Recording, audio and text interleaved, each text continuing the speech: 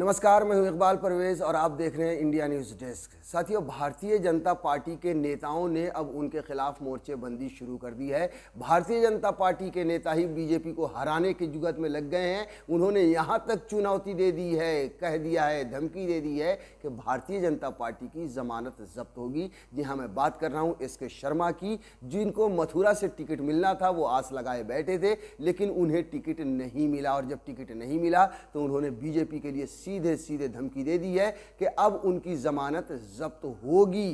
क्योंकि देखिए, जब भी कोई नेता अलग होता है किसी पार्टी से तो उसके साथ उसके कार्यकर्ता भी अलग होते हैं, उसके साथ उसकी जो एक पूरी लॉबी होती है, पूरे जो फॉलोअर्स होते हैं वो भी उससे अलग होते हैं। इसके शर्मा को टिकट ना देकर भारतीय जनता पार्टी ने जो किया है, अब उसका बदला इसके शर्मा ले रहे हैं और सीधे सीधे उन्होंने धमकी दे दी है कि बीजेपी की जमानत जब्त होगी। साथियों, पहली लिस्ट जब जारी हुई तो आपको बता देते हैं कि 107 लोगों की लिस्ट जारी हुई, जिसमें 20 सिटिंग विधायकों के भी पत्ते भारतीय जनता पार्टी ने काट दिए हैं। तो इस तरह के नज़ारे अब आपको देखने को मिलेंगे कि बीजेपी के ही बहुत सारे नेता भारतीय जनता पार्टी के खिलाफ आवाज़ उठाएंगे और उनके खिलाफ मोर्चेबंदी करेंगे। इसके शर्मा की अगर बात करें तो मथुरा से उन्हें टिकट मिलना था। जब उन्हें टिकट नहीं मिला तो उनके समर्थकों ने भारतीय जनता पार्टी के ऑफिस पर जाकर खूब हंगामा किया, नारेबाजी की, भारतीय जनता पार्टी के खिलाफ नारेबाजी की, यहाँ तक कि सीधे सीधे धमकी भी दे दी भारतीय जनता पार्टी को।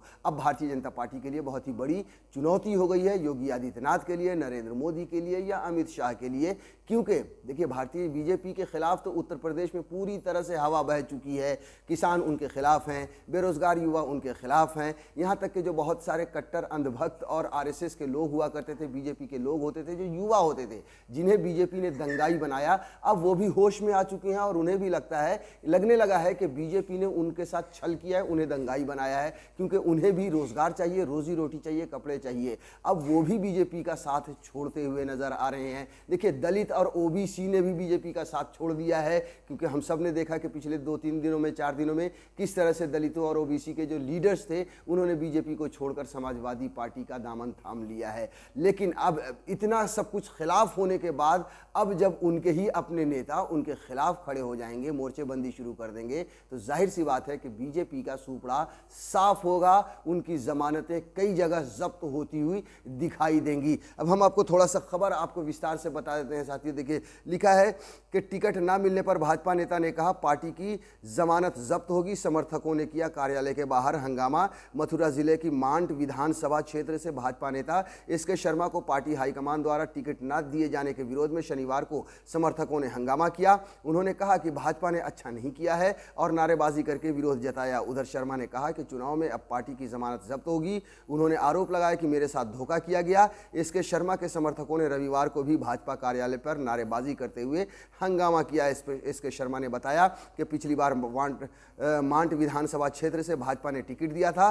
कम समय होने के बाद भी तीसरे स्थान पर रहा और 60,000 के करीब वोट मिले थे।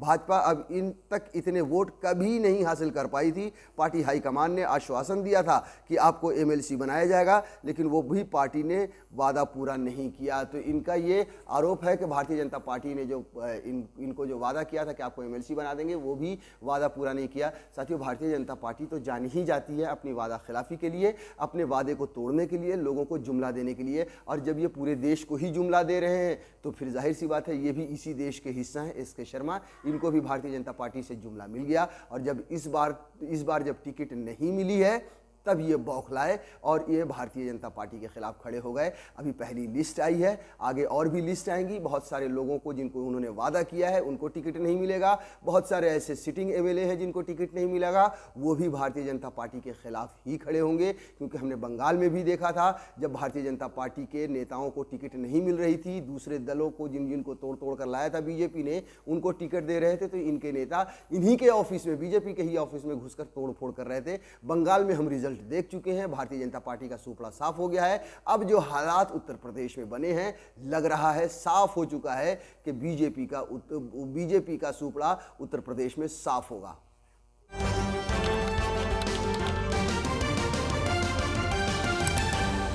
आपकी आवाज